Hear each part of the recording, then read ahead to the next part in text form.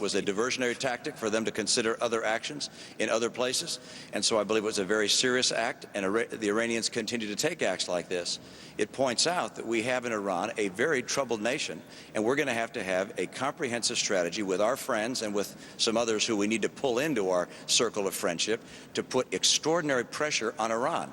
And I've been speaking since January about tightening dramatically the economic sanctions, the diplomatic sanctions, directly communicating to the Iranian people.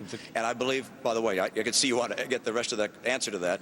Of course, this commander did exactly the right thing. The captains did the right thing. If it happens again? And in the same circumstances, I will put my trust in the hands of these captains, and they're taking the right course. Of course, they should take whatever action is necessary to protect their ships and protect their personnel. But this is part of a much broader effort to get Iran to finally pull into a more reasonable status, and that is something which is going to take a more comprehensive strategy than simply thinking about how we respond to gunboats like this. Thank you, Governor. Wendell Goler has the next round of questions. Wendell? Gentlemen, let's continue this discussion of national security. Senator McCain, you and Joe Lieberman today published an op-ed declaring the surge of troops in Iraq has worked, though you warned against bringing home more troops this year than we sent to Iraq last year.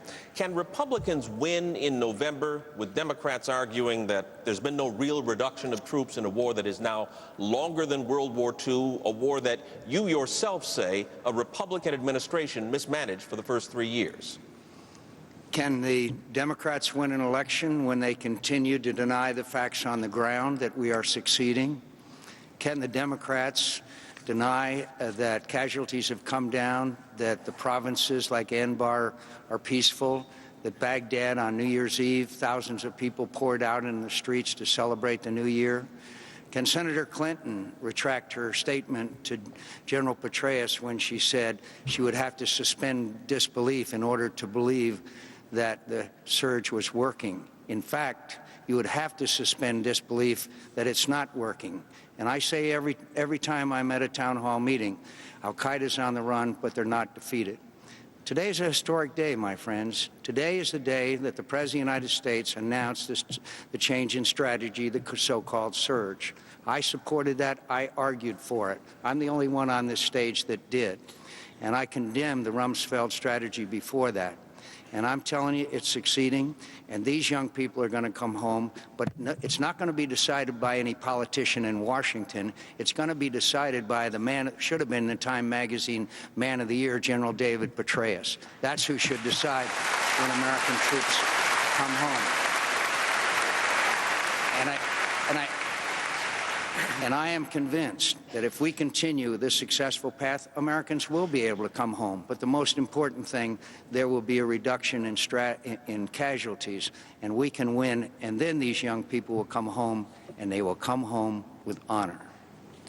Thank you, sir. Mayor Giuliani, President Bush is in the Middle East right now, laying the groundwork for a Palestinian state. And he thinks he can be successful this year. If so, a Giuliani administration would introduce a new era in U.S. Mideast relations. I wonder, sir, how you would keep a Palestinian state from becoming a breeding ground for anti-American terrorism. Well, I think the most important thing is the steps that the Palestinian Authority now takes and how realistic they are to accomplish at least three things. First of all, to make it clear that it will accept the right of Israel to exist as a Jewish state. Number two, to forego terrorism, first as a statement of policy and then in reality, something that has to be tested. You know, Ronald Reagan had a theory of trust but verify. So we get the statement of policy that they will forego terrorism, and then we're going to want to see a period of time in which they've actually accomplished that and we don't have terrorist acts. I'd also like to say something to my friend John. John gets great credit for supporting the surge. But, John, there were other people on this stage that also supported the surge. The night of the president's speech, yes, John, the night of the president's speech, I was on television. I supported the surge. I've supported it throughout. I believe that the goal in Iraq has to have, from the beginning, a stable Iraq that will be an ally of the United States. And we should return troops from Iraq on success. That has been my position since 2003. It has never changed. I respect the fact that you haven't changed yours. I haven't changed mine either. Can you respond to that? 30 my point was that I condemned the Rumsfeld strategy and called for the change in strategy. That's the difference. All right. Thank you, sir. Congressman Paul, can we go back to the Middle East? You have said the United States should not be trying to broker peace between the Israelis and the Palestinians. Should the president even be there today, sir? Well, if you followed my advice, yes, we wouldn't be there. We've been doing that for a good many years, and it hasn't seemed to come to success. No, I think if we weren't there, there'd be more incentives to come to a peaceful agreement. But we support both sides, you know, not only with the Palestinians, but the Lebanese and all the Arab nations. We support Israel, and we try to have this balance. But I think it'd be much better to have a balance by being out of there. And I think there would be a greater incentive for Israel and the Palestinian and all the Arab nations to come together and talk, because I think we get in the way too often of these. And besides, it's costing us a lot of money. It's costing us lives now. And it's time that we come to the point where we believe the world can solve some of their problems without us. And also, we're out of money. We can't do it any longer. We're going bankrupt. And the empires of the world have always ended badly through economic terms. So whether there are peace agreements over there, I mean, for instance, if we would stop all aids over there, we would stop 3 times as much aid as Israel gets to the Arab nations. Why do we arm the Arab nations? And they're the enemies of Israel. But we continue to do that. So why don't we trade with everybody and talk with them? And there's a greater incentive to work these problems out. I think if we'd have been out of there a lot sooner, there may well have been a much different settlement after the Kuwait invasion, because Israel was quite capable of working with moderate Arab nations. They tried to. None of the Arab nations wanted Saddam Hussein in Kuwait. And I think they could have taken care of Saddam Hussein back then and saved all the mess that we have now, because I think there are so many unintended consequences and way too much blowback.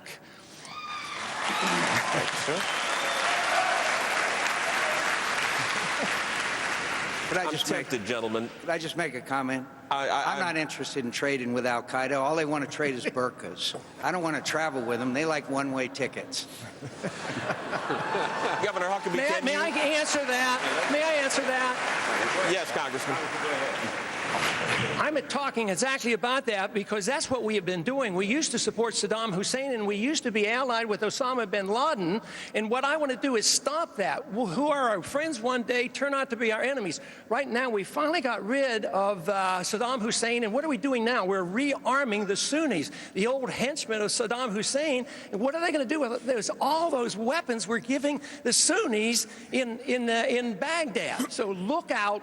Believe me, that war is not over. And right now, they're demanding more troops in Afghanistan. And some people, like the senator, he thinks we should be there for 100 years if necessary. How can he commit the young people of this world 5 more generations to be in Iraq if it's necessary? I say it's time to come home. Senator McCain, you got... Senator McCain, 30 seconds. I guess very briefly, it's not American casualties, it's American presence. I mean, not American presence, it's American casualties.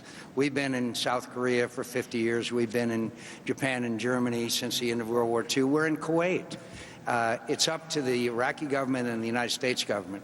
Anybody who thinks it's the length of time we're there that matters, it's American casualties that matter, and those casualties have been dramatically reduced thanks to these brave and courageous young men and women who we should be supporting and not condemning what they're doing.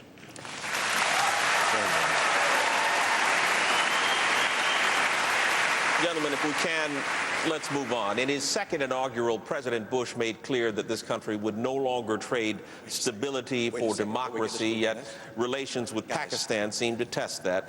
Senator Thompson, would your administration continue to back Pakistani President Musharraf despite polls that show 2/3 of the Pakistani people want him to resign immediately? Oh, my goodness.